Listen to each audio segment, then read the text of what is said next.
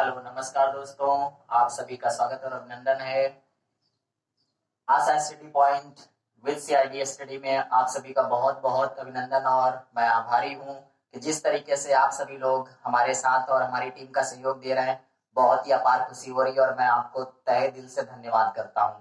आज इतिहास का हमारा एक नया टॉपिक होगा जिसमें हम लोग इतिहास के जानकारी के साधनों को लगातार कलेक्शन करते जा रहे हैं और वहां से बनने वाले ऑब्जेक्टिव को भी देखते जा रहे हैं। आज का हमारा पॉइंट होगा पुरातत्व से रिलेटेड होगा।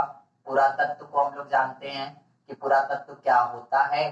फिर इसके बाद हम पुरातत्व के आगे अभिलेखों के बारे में चर्चा करेंगे, स्मारक के बारे में चर्चा करेंगे और मुद्रा के बारे में चर्चा करेंगे। तो आज का हमारा पॉइंट सबसे पहले आता है पुरातत्व। पुरातत्व क्या होता है? किसी भी जानकारी के साधन में इकट्ठा किए गए साक्ष्यों के आधार पर किसी चीज की पुष्टि करना ही हमारा पुरातत्व कहलाता है। और पहला जो इम्पोर्टेंट पॉइंट हमारा आता है पुरातत्व, सबसे मोस्ट इम्पोर्टेंट पॉइंट, क्वेश्चन पूछा जाता है भारत में पुरातत्व विभाग की स्थापना कब की गई? तो आप सभी को पता है कि भारत में पुरातत्व विभाग की स्थापना ब्रिटिश के समय में 1904 में की गई। और नहीं पता तो इस जानकारी को कलेक्ट करें और अपने नोट्स के द्वारा नोट्स को तैयार करें। और इसके बाद उस समय पूछता है वायसराय कौन थे? तो आप सभी को पता है उस समय वायसराय लॉर्ड कर्जन थे।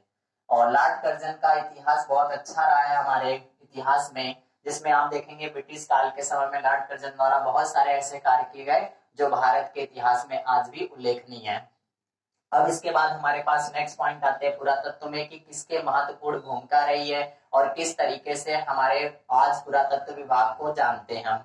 तो मुख्य रूप से पुरातत्व विभाग में, मुख्य रूप से पुरातत्व में अगर हम बात करें तो अशोक के अभिलेख को बहुत प्राथमिकता दी गई। अशोक के अभिलेख को बहुत प्राथमिकता दी गई क्योंकि अशोक हमारे एक लोकप्रिय शासक थे और अशोक ने अपने धर्म के प्रचार यानी बौद्ध धर्म के प्रचार के लिए जगह जगह बहुत सारे स्तूपों का निर्माण कराया और बहुत सारे शिलालेखों का निर्माण कराया, जिसमें मुख्य रूप से आपके आते हैं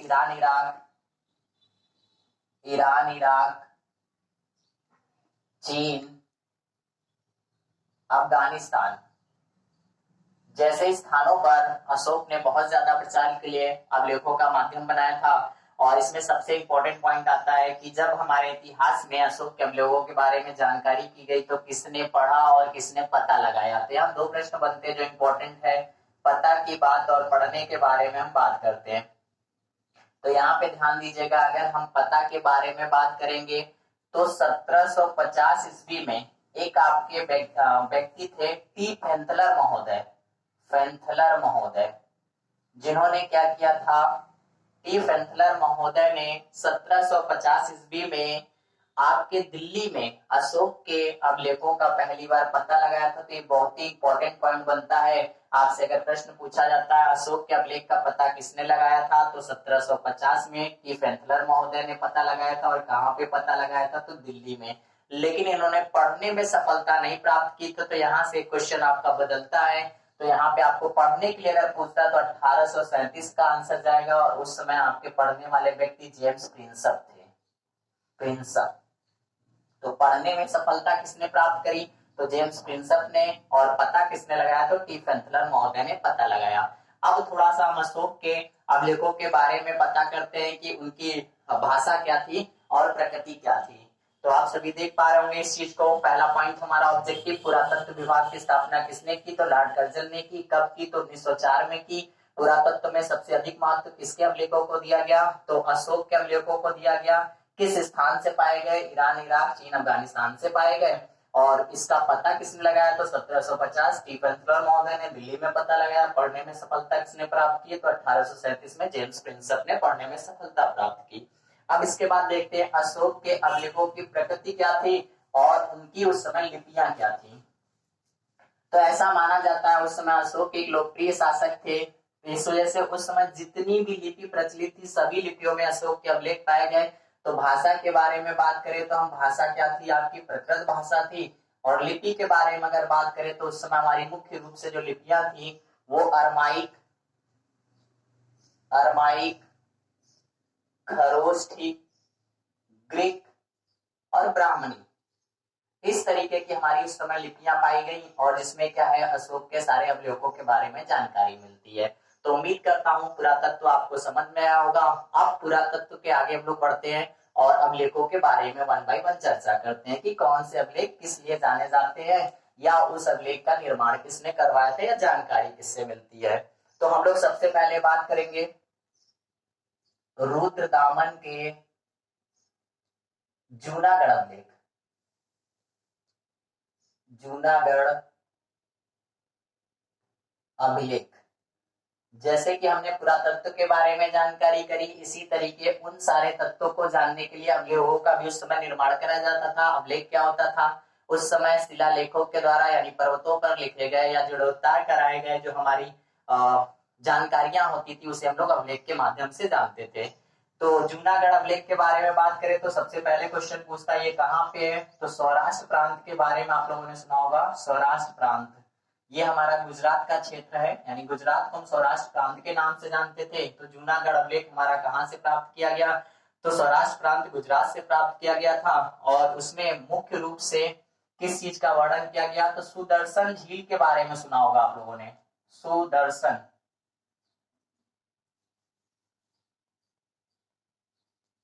सुदर्शन झील, और ये बहुत ही इंपॉर्टेंट पॉइंट भी बनता है सुदर्शन झील।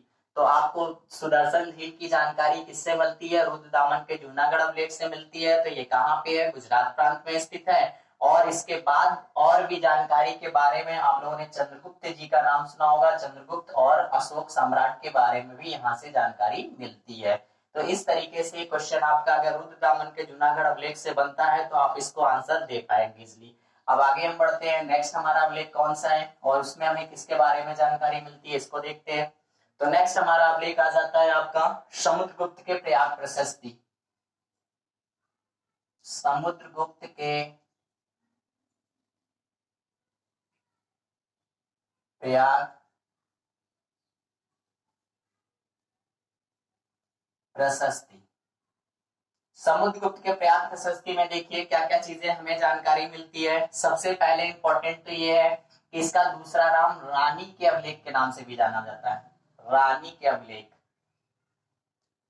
तो इसका दूसरा नाम है रानी के अभिलेख के नाम से जाना जाता है। मुख्य रूप से अगर हम बात करें तो इसमें मौर्य सम्राट का नाम लेते ही आपके दिमाग में आ गया होगा किसके बारे में चर्चा करने वाला हूं। मौर्य सम्राट अशोक के बारे में जानकारी मिलती है।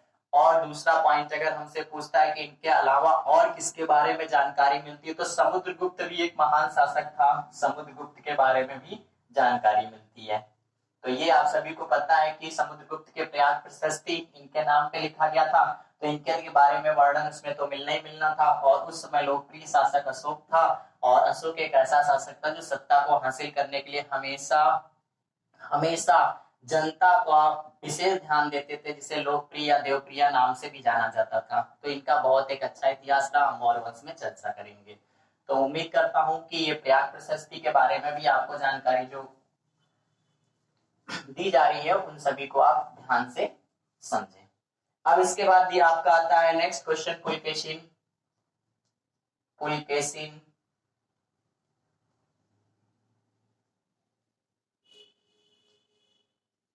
द्वितीय के ऐहोल अभिलेख। देखते हैं हम लोग इसके बारे में क्या क्या चीजें यहाँ से हमें मिली और यहाँ से ऑब्जेक्टिव कैसे बन सकते हैं। तो आप सभी को पता है कि क्वेश्चन पूछा जाता है पुलकेशिन द्वितीय के ऐहोल अभिलेख से किसके बारे में जानकारी मिलती है।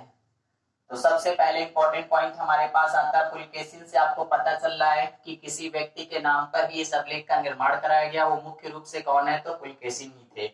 और इन्होंने क्या किया था? पुलकेशिन एक महान शासक माने जाते हैं क्योंकि पुलकेशिन द्वितीय ने क्या किया था? नर्मदा नदी के तट पर हर्षवर्धन जैसे महान शासक को पराजित किया था। हर्षवर्धन को पराजित किया था। तो इस तरीके से ये इंपॉर्टेंट बन जाता है। हर्षवर्धन के कार्यकाल में हर्षवर्धन के बारे में जानकारी दी जाएगी आपको। अब हम लोग उम्मीद करते हैं नेक्स्ट हमारा अभिलेख क्या है इसके बारे में देखते हैं। तो देखिए मैं वही शॉर्ट पैटर्न आपको बताता हूँ जितना आपका एग्जाम में पॉइंट टू पॉइंट क्वेश्चन मिल जाए। बाकी जानकारी के लिए आप नोट्स बुक का सहारा लें और बहुत सारी जानकारी कलेक्शन कर सकते हैं वहां से। अब आ जाता है हमारा नेक्स्ट अभिलेख बोगज कोई अवलेख। तो आप सभी को पता होना चाहिए या मैं बताना चाहता हूं, सबसे प्राचीन अवलेख बोगज कोई अवलेख माना जाता है। 1400 ईसा पूर्व यानी बीसी के समय बोगज कोई अवलेख का जानकारी ली गई थी और इसमें आर्य जातियों के बारे में हमने चर्चा किया था। आर्य जातियों को जो इंद्र, मित्र, वरुण, नासत्य थी, इनके बारे में जानकारी मिलती है बोगज कोई अवलेख से, जो सबसे पुराना अवलेख माना जाता है। सबसे पुराना अवलेख माना जाता है जिसमें क्या है आपका, इसके बारे में जानकारी हमें मिलती है और इसमें आर्य जातियों के बारे में वर्णन किया गया है। अब नेक्स्ट हमारे पे आ जाता है जैन धर्म का प्राचीन अवलेख। जैन धर्म का प्राचीन अवलेख। जैन धर्म के प्राचीन अवलेख में हमें किसके बारे में जानकारी मिलती है? आप सभी को पता है खारवेल। खारवेल हमारा कलिंग उड़ीसा, ठीक है, खारवेल हमारा एक प्लेस है कलिंग उड़ीसा में, जहां पर जैन धर्म के प्रचार के लिए एक अवलेखों का निर्माण करवाया गया था और वो आपका एक अवलेख था जिसके बारे में हमें क्या होती है, जानकारी दी जाती है और मुख्य रूप से इसे हाथी गुहा अवलेख के नाम से भी जाना जाता है। हाथी गुहा अवलेख, ठीक है। तो हाथी गुहा अवलेख जैन धर्म से रिलेटेड है, जिसके बारे में जानकारी हमें कहां से मिलती है? कलिंग उड़ीसा के खारवेल प्लेस से मिलती है। तो क्वेश्चन पूछा जाता है जैन धर्म का प्राचीन अवलेख के बारे में किसकी जानकारी मिलती है? तो हाथी गुहा अवलेख के बारे में जानकारी मिलती है। वर्तमान में कहां पे है? तो कलिंग उड़ीसा में है। कलिंग उड़ीसा का प्लेस आपका खारवेल है। नेक्स्ट हमारा पॉइंट आता है सांची का अवलेख। सांची का अवलेख काफी फेमस रहा है। सांची का अवलेख, आप सभी को पता है कि जब सांची के अवलेख के बारे में हम चर्चा करते हैं तो एक व्यक्ति का नाम आपका यहाँ जरूर आ जाता है। वो शासक कौन हमारे आ जाते हैं? अशोक जी। यानी अशोक सम्राट ने क्या किया था? सांची के अवलेख का निर्माण कराया था और सांची का अवलेख के निर्माण में हमारा मुख्य रूप से क्या था? बौद्ध धर्म का प्रचार करना। यानी जब अशोक ने युद्ध करने से मना कर दिया था और बौद्ध धर्म की तरफ झुके थे, तो उसमें से उन्होंने क्या किया था? 84,000 स्तूपों का निर्माण कराया था। अब ये मौर्य वंश में चर्चा करेंगे। उन्हीं में से एक सांची का अवलेख भी माना जाता है या सांची का स्तूप माना जाता है, जो काफी बौद्ध धर्म के प्राचीन अवलेखों में एक माना जाता है। बाकी मैं अभी पॉइंट वाइज आपको चर्चा करता रहूंगा।